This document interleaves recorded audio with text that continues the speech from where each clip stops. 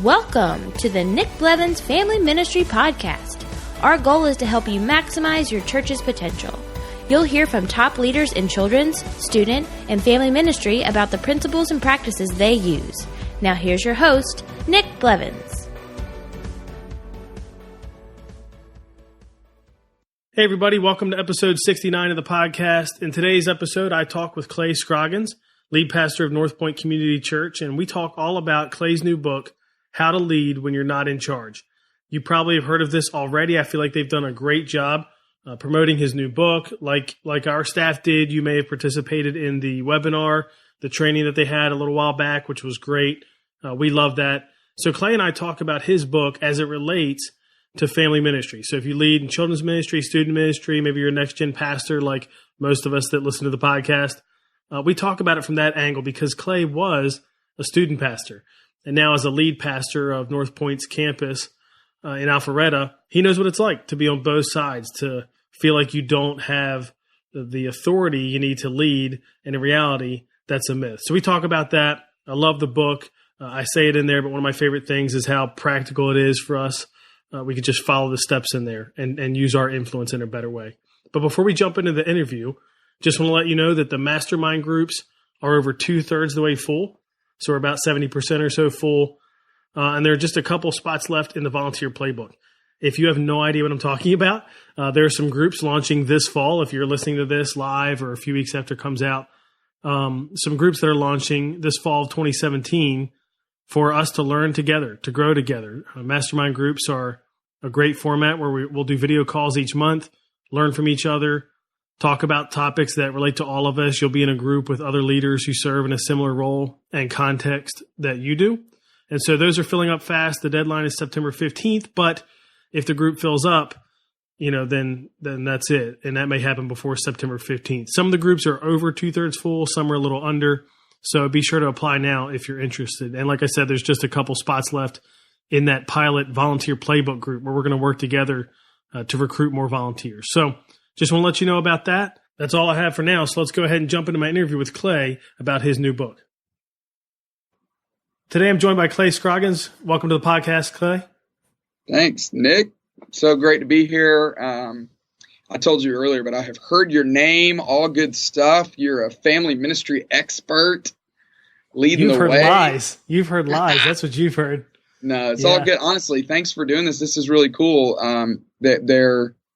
We need more resources for kids pastors and student pastors, people doing the real work in the church. Nice. Your boss made a good joke when I was at a gathering with you at Next earlier this year. Reggie was setting up the conversation, similar to like what we're going to talk about today, where he said, hey, this is a bunch of next-gen pastors. I used to do that job with you, Andy Stanley. And so what was it like, what was it like doing this work? And Andy just basically made the joke that, well, for those of us who still do work in the church and work every Sunday, not you, Reggie, because you're not in that world anymore. Savage. Which was a lot of fun. Your boss throwing it down on him. But before we jump in, though, just in case for anybody who's not familiar with you, I'd love for you to share a little bit about yourself, your family, and your church that probably everybody has heard of as we get going. Not everybody. I was at this wedding this summer. My wife's youngest brother got married, and he got married, and he's a psychologist. He practices at a hospital in Stockbridge, Massachusetts, which is in the Berkshires in Western Massachusetts.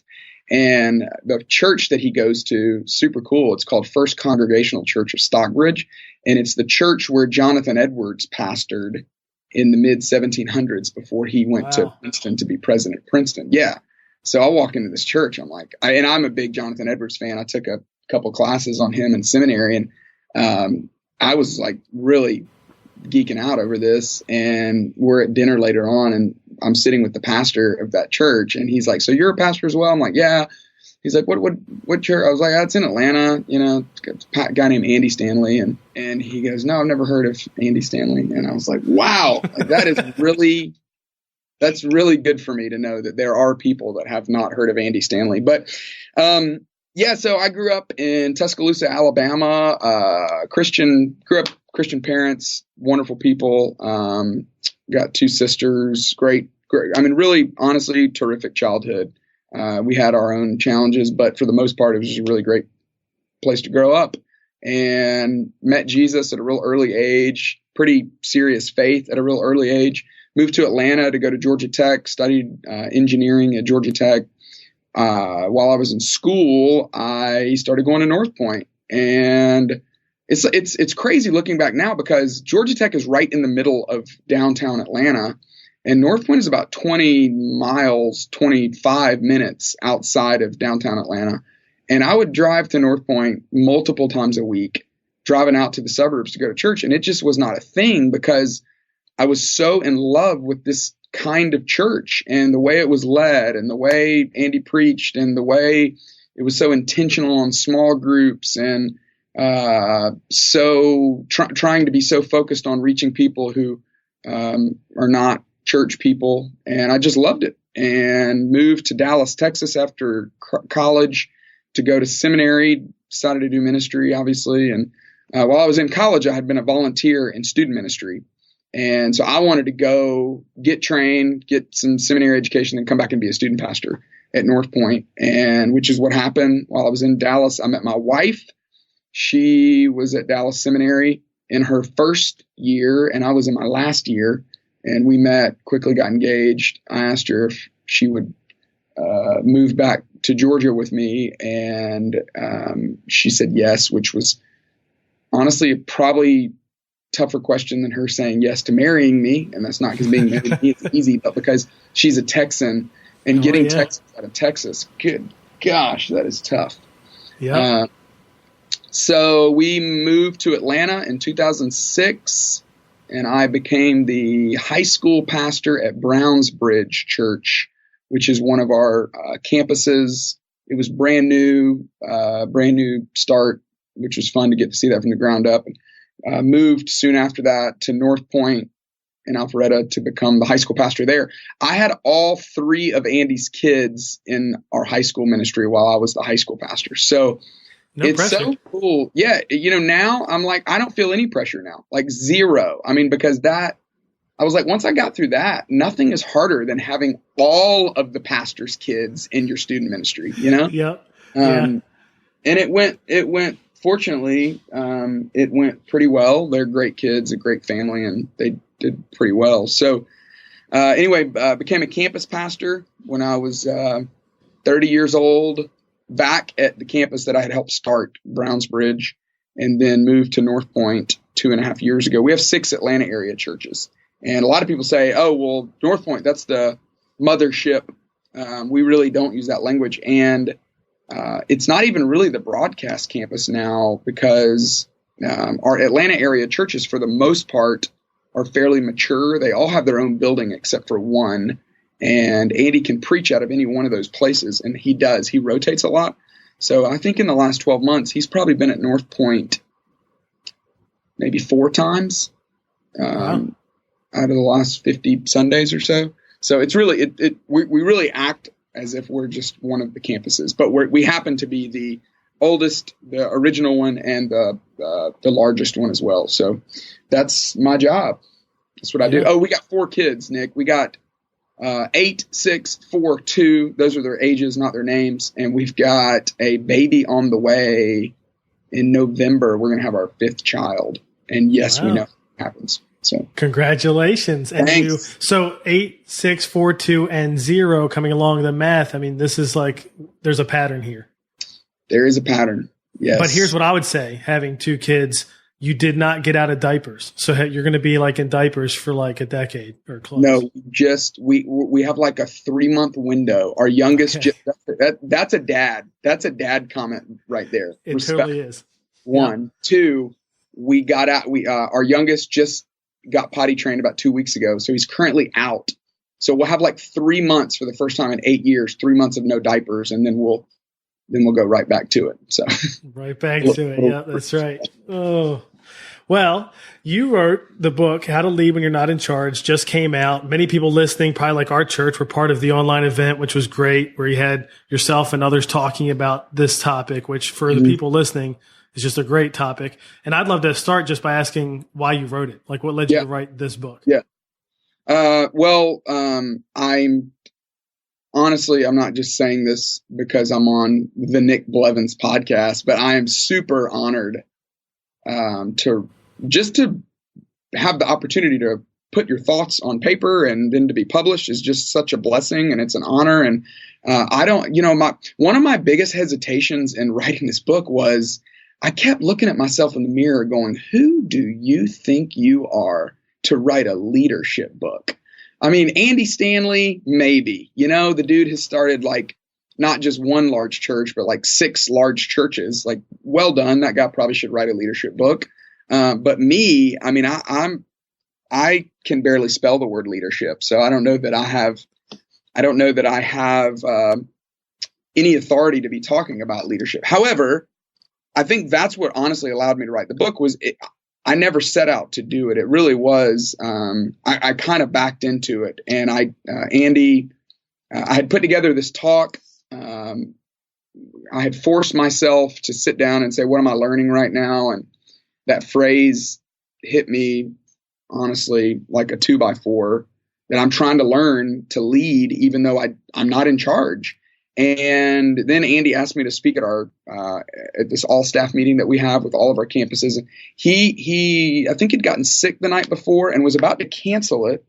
And my good buddy, Joel Thomas, who is now the senior pastor at Mission Community Church in Gilbert, Arizona, Joel was like, hey, didn't you just do a talk on what was it about? And I was like, I called it How to Lead When You're Not in Charge. And he's like, maybe you should do that. And I think he told Andy, hey, instead of canceling the meeting, you could have Clay do this thing. And so I owe Joel a lot in general, but for that especially. But anyway, so I did this talk. And Nick, you have spoken a lot to students, I'm sure, and I have as well. I've done a lot of sermons in my life.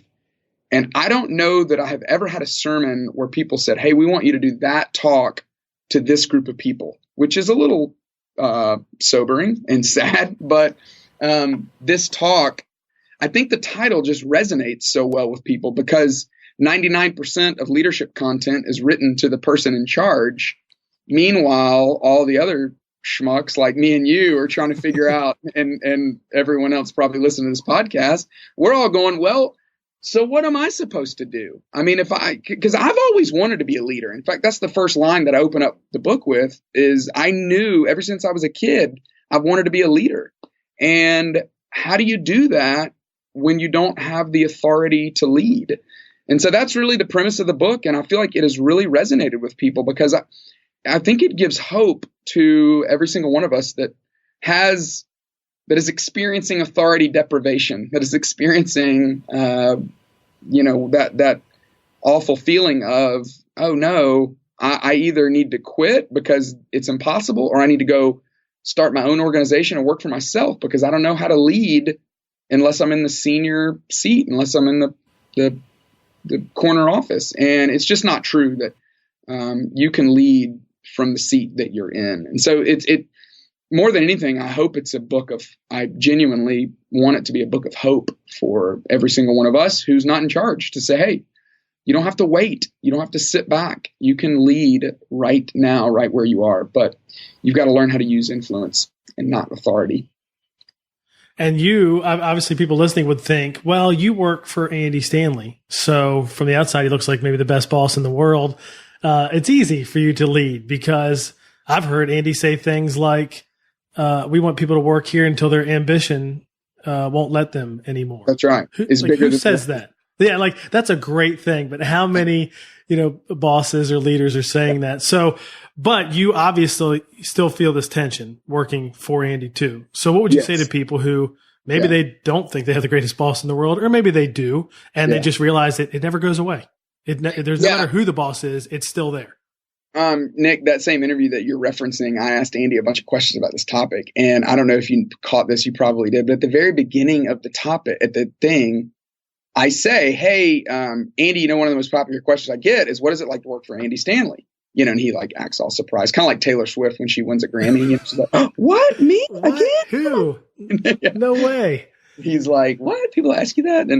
And I said, yeah, so I want to say, I actually want to start with this question. What do you want? What do you want people to say about what it's like to working for you? And his response, his first instinct was, I'm not comfortable with the idea of people working for me. I really like the idea of them working with me, which I'm like, oh gosh, look at you. Like even in the question, like just like spilling humility all over the interview. Yep. But it's true though. I mean, he really, he doesn't call it he doesn't say my staff or these are my people, or he's definitely not a very dictator-like leader. So yeah, he's a great boss. I mean, he's terrific. He's great to work for. I would also say though, he also is very opinionated and has very high expectations. So there are some things that are easier than maybe some other bosses I work for. And just to be clear, I actually don't work directly for Andy. I work for a guy who works for Andy. So Andy's not technically my boss, but he's everybody's boss in our church, same with your church kind of deal. But anyway, yeah, that's the most common response I get from people about this is like, well, you probably have a great boss. I've got a hard boss. So here's the first thing I would say, Nick, to anybody that's sitting there thinking, well, my boss stinks. I mean, my boss doesn't care about kids, doesn't care about students. Like it's debatable whether or not my boss cares about Jesus. When I hear that from someone and they're using it as an excuse as to why they can't lead like they want to lead, my first response is, hey, do you think God is cool with your excuse? Like, do you think God is like, oh, right, you have a bad boss. Yeah, good call. You probably can't do anything about that. Or has God ever used someone who is working under a bad boss? And I think when you frame it that way and you start thinking back through the Old Testament and the New Testament, you go, actually, every time God ever did anything, someone was under an oppressive, awful, terrible boss. I mean, every boss in the Old Testament and the New Testament was rotten, basically. It was probably 12 times worse than your boss. And so I don't think God's surprised by bad bosses. And I don't think it doesn't seem like God is comfortable with the excuse of, I can't do anything because my boss stinks. And then secondly, I would say the job you're in right now is not the last job you'll ever have. In fact, I was joking with you, Nick, you've been in your job for 12 years. I mean, you're like a unicorn in church world. Like that's crazy. It's particularly in family ministry. Like, congrats. Respect. Well, it's probably not exactly true because I've been at the same church, but I was children's pastor, then next gen pastor. So I guess in some ways that's like two jobs there. Okay. So you've the unicorn's gone. You've opened your umbrella of influence a little bit. Now you have a little more under your care. But I would say, the job I'm in right now, this is not the last job I'll ever have. I mean, and I'm comfortable saying that. And that doesn't say anything about me liking my job I love my job. I love what I'm doing. I am, you get to an age where you go, most of us are probably not in our last jobs. I mean, we will have another job. So all that to say, if you're listening today and you don't like your boss stinks, the answer might be go get another job. I mean, that's an acceptable answer, I think. And that time might be now. You might need to go do that. The caution, I would say, the mistake that I have been prone to make, and the mistake I've seen plenty of other people make, is leaving your job too early is dangerous, because where you are right now, God has something for you to learn. And what you learn under a bad boss is immeasurable. You actually build strength by working under a bad boss because it's difficult. I mean, when things are hard, during hard seasons, that's when we grow, because that's the way growth works. Growth works when we're put under the fire and when we're tested and when we have to draw on our faith and grow closer to Jesus and find perseverance that we never thought we had. And then also when we write down all the things we hate about our boss and we go, okay, now I know what I don't want to repeat in the next role. So there's a lot of learning to be done wherever you are right now. And I would just caution people about missing that. So, I mean, a simple prayer is, hey, God, I want to learn whatever it is you have me to learn today. Instead of asking, to me, this has been like the last month for me. This is real fresh. But instead of asking the question, why is this happening to me? a better question is, what could I learn from this? What am I supposed to learn from this?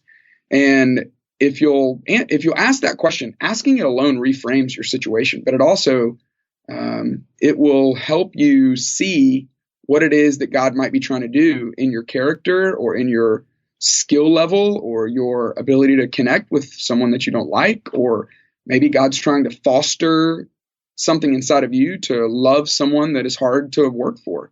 And you can do that, and it will help you if you'll choose to do that. I'm sure you get a lot of people asking about, should I stay or should I go? You know, like my situation, maybe it's not just the boss, maybe it's the church, maybe it's something else. And like you're saying, it might be you need to stay and learn from it.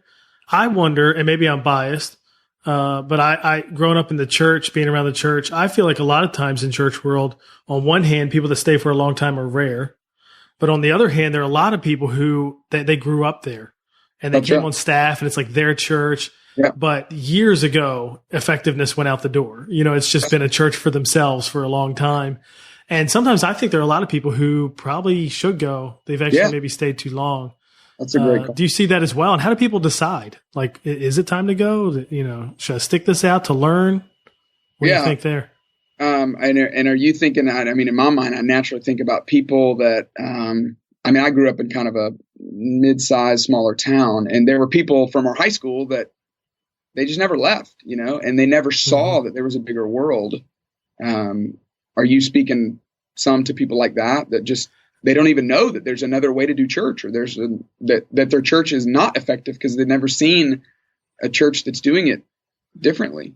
That's true. And I guess for me, part of it is everybody swings one way or the other. I think my experience has led me to almost to the point where I would not want to see someone waste a lot of years of their life at a church where they're not actually being used to reach people. Yeah. However, I never want to shortcut what God's working, how he's going to change their heart. And I'll tell you a story that actually would relate a little bit.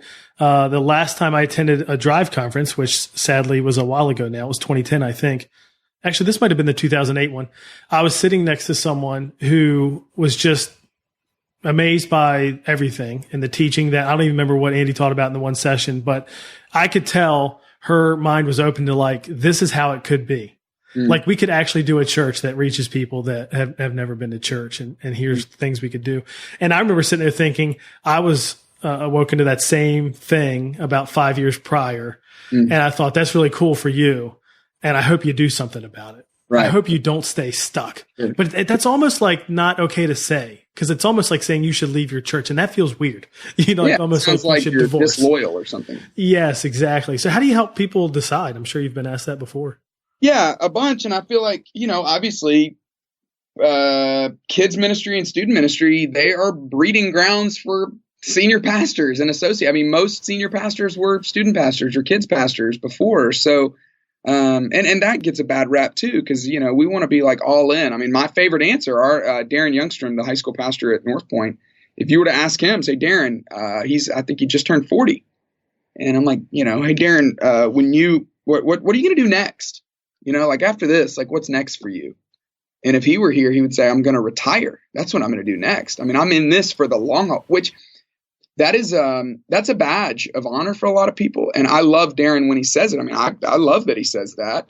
But to your point, a lot of people use that as maybe an excuse to stay where they are too long. So, and then you're right on the flip side. Some people, you know, what is it? 2 years is the average amount of time that people spend in a student ministry job. So on the flip side, there are plenty of people that leave too early. So, I mean, the answer is it's the same. To me, it's the same answer as how does God speak? You know, God speaks through trusted associates, people that we care about, confidants, and he speaks through our circumstances and open doors, and he speaks through his Holy Spirit in us. And we have to pay attention to all of that wisdom. And, you know, there's no silver bullet to that answer, but I just would, my big caution is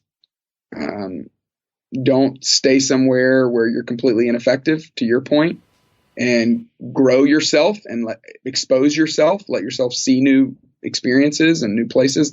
That's always great because it helps you learn. And then secondly, if you're a person that is more oriented toward, the whole fight or flight thing, I mean, you put it that way. Most people that lean towards being passive and abdicating and flightiness, they're more likely, which is weird because the word's flight, but they're more likely to stay. Yeah.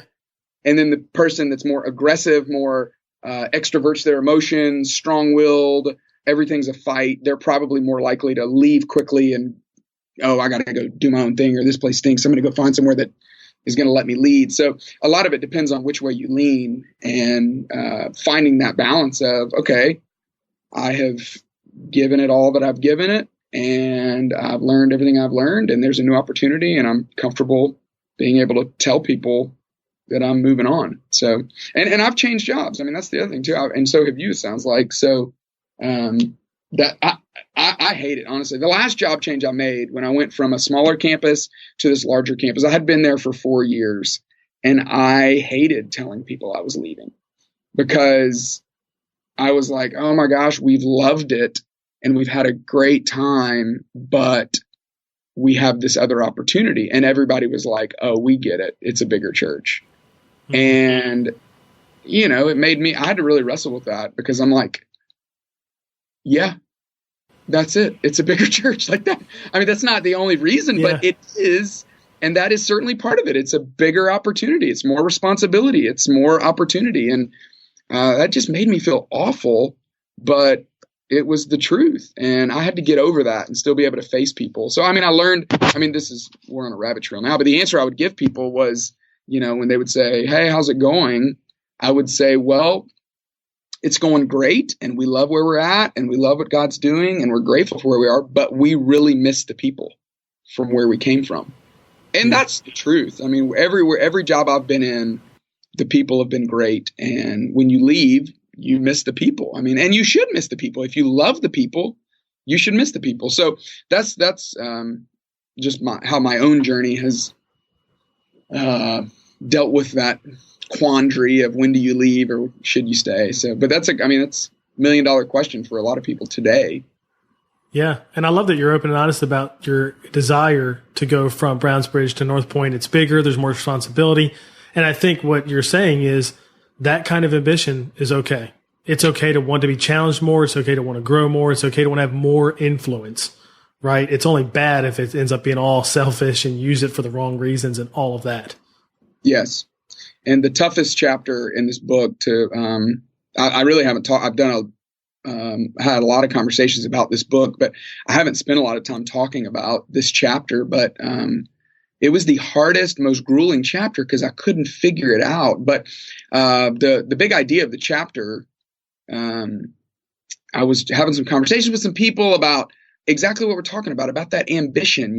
Is it okay? And if you're wherever you are listening today, as a student pastor, kids pastor, if you have ambition to grow your ministry, to see more people come to know Jesus, or to move to a place of more opportunity or influence, it is so tricky what to do with that ambition as a Christian, because so often in the New Testament, mostly in the writings of Paul, he talks about ambition always with the qualifier of selfish ambition.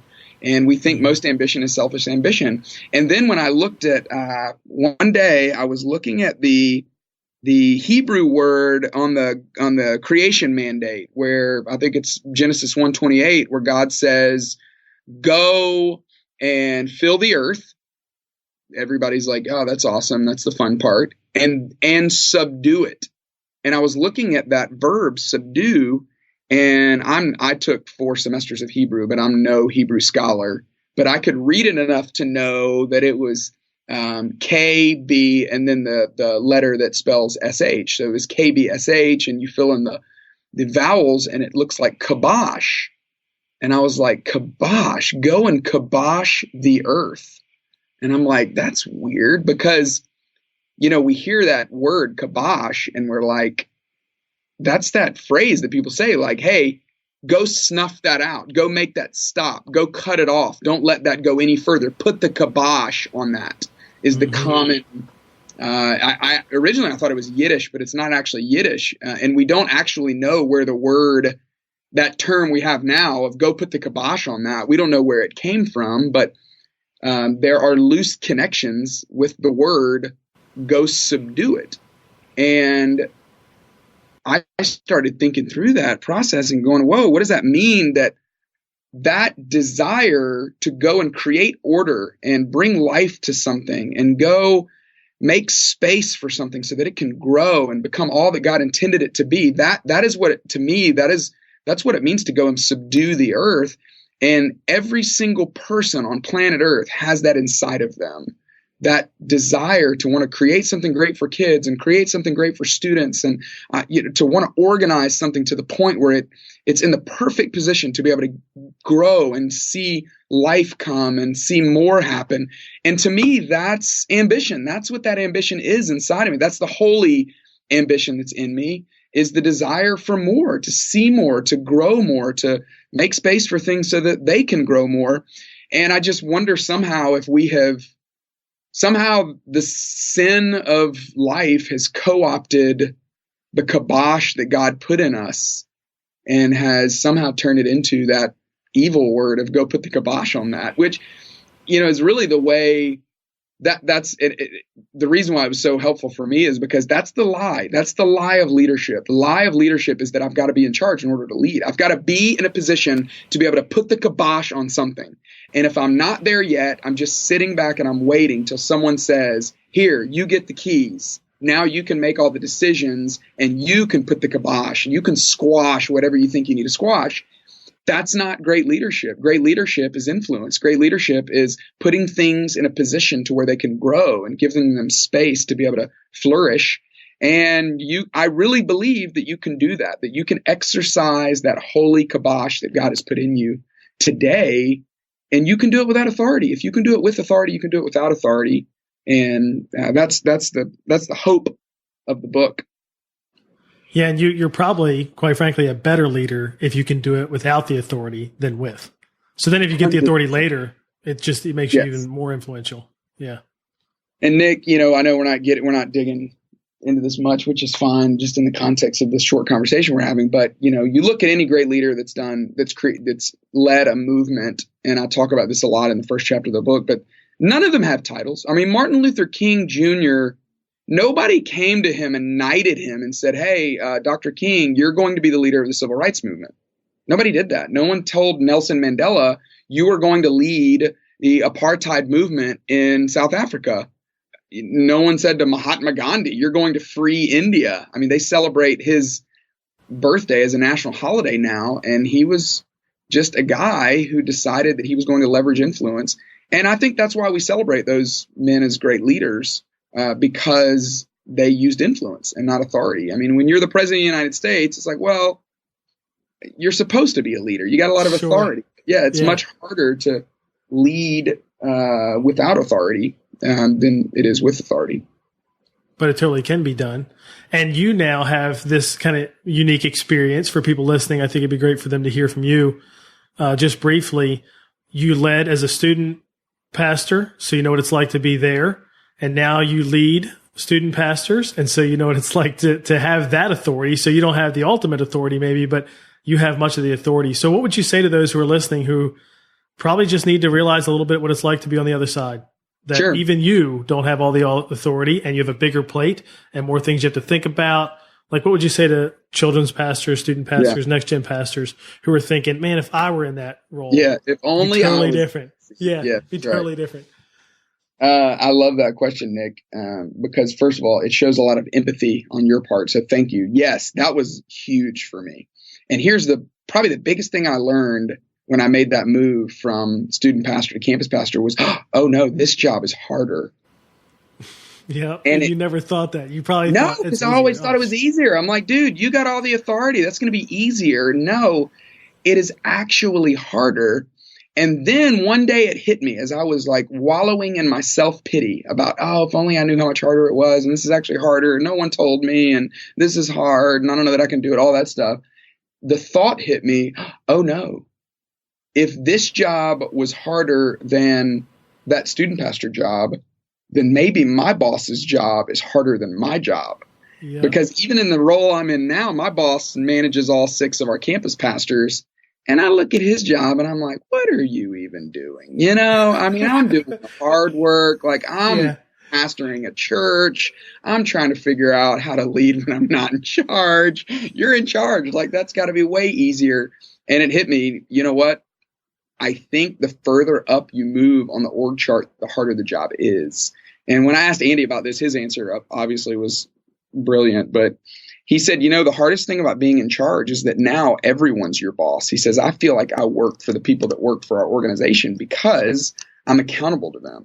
And now instead of having one boss, I've got however many employees we have. I asked the former CEO of Home Depot this question. I mean, Frank Blake was the CEO of Home Depot up until about 4 years ago when he retired. And when he became the CEO of Home Depot, it was $83 billion in revenue and 350,000 employees. I'm like, Frank, that's crazy. That's a huge amount of employees. And he said, and you know what? When I became CEO, every customer of Home Depot felt like my boss. Which I thought even bigger number. And that was the day where I realized, yep, being a boss is hard. Like, it is not easy. So all that to say, I think it's healthy for you to approach your boss in that way and just to go, you know what, however much frustration I have toward my boss, it will help me to have less frustration if I convince myself that my boss's job is harder than mine. And so it will only help you today if you will convince yourself that that's true. I actually believe that's true, but it will help you be more empathetic and kind and compassionate toward your boss. The other thing I have learned is when you get in charge, you want someone to use influence as their mode of leadership and not authority. I know when I was a student pastor, I didn't want anybody coming telling me like, hey, you got to do this and you got to do that and you got to do this and you got to do that. I didn't want that. Now, if you want to have a conversation about it and you want to show up at the event and watch it and participate and then come afterwards and be like, hey, man, I had a couple of thoughts. Like, what do you think about this instead of this? And then, like, I'm wide open to have that conversation. But don't just like throw your weight around telling me that a parent complained. And so now all of a sudden we can't play that song. No, like, let's have a conversation about it. So if that's true, that was what I wanted, then I've got to use influence. I can't just go into our middle school pastor or high school pastor's office and throw my weight around because I'm the authority. I need to build into them relationally. I need to do everything I can do to say yes and try to have as much influence with them as possible, and then cultivate influence, and then leverage that influence to try to lead him or her, because that's the way I would want to be led. So that's the ultimate twist of the book, is that if you can learn how to lead with influence now, it will only make you a better boss tomorrow, because you'll have influence to be able to use. You'll have influence that you've cultivated that you can leverage. So anyway, that's that actually is the last chapter of the book, is that leading when you're in charge should be a lot like leading when you're not in charge. That's if you want to be a great leader. And I would assume if you're listening to this podcast, you already are a great leader, or at least you aspire to be one. So I know I certainly do. So that's the crux of it right there, Nick. Yeah, and I know we didn't go through the whole book, and everybody needs to read it so they can go through it, because what I love about the book is you take what I would call like thoughts or just ideas or principles, and you make it pretty practical. Like, here are things you can actually do. Here's influence you already have that you're not even really using well. And so I feel like it's a guide of sorts to use the influence that you have. And in most situations, doing that will get you the jobs that you want and the influence you want, because you know what? People recognize that you lead better. Yeah. So that's great. Yeah. I encourage everybody to get the book. How can they connect with you? If they have questions, if they want to get that book, if they haven't ordered it yet, they're late to the game. How can they do that? Well, let me first respond to what you just said, because that was really kind of you. Thank you for that recommendation. And honestly, I was actually just thinking through it. I'm like, gosh, if there's somebody listening today and you can't afford the book, I would email it to you, honestly. Like, that's how bad I want people to get this content. So if you want to email me, you can email me at clay.scroggins@gmail.com. And if you're like straight up sincere and your church has zero budget and you're like, I desperately want to become a better leader and I can't afford the $13 for the book or whatever it costs, I would straight up email it to you, because I did not get into this to sell books and to make money. I genuinely just wanted to I wanted to do whatever I could do to help encourage people and inspire people to become a better leader. Last week or I don't remember when it was, recently, a couple weeks ago, Bill Hybels opened up the leadership summit. And one of his statements, just like, you know how those statements just ring in your ear for days. He said, when the leader gets better, everyone wins. Yep. And that's the truth. As a children's pastor, as a student pastor, if you would get better, every kid in your ministry would benefit from it. Every student in your ministry would benefit from it. So I don't see myself as a leadership guru, but I do know that God designed leadership. And when leaders improve, the whole game changes. And so I genuinely hope that people would pick this book up, because I think it can help you become a better leader. It certainly helped me become a better leader myself. So I'm on Twitter, Instagram at Clay Scroggins. My website is, I think it's clayscroggins.com. I said that like I don't know the title of it. It's not like that is correct. If you'd like to know. Yeah, it's not. That's right. It's actually clayscroggins.com, but I was hesitated for a second because I thought, does it even matter? There's some, if you connect with me there, I think if you go and put your email in, I'll put you on our list. And we're doing a lot of stuff, sending out content over the course of this book launch just to keep people engaged with it. So there's some discussion guides and some other stuff that's available that if you go to the website, you can check it out. So that's it, Nick.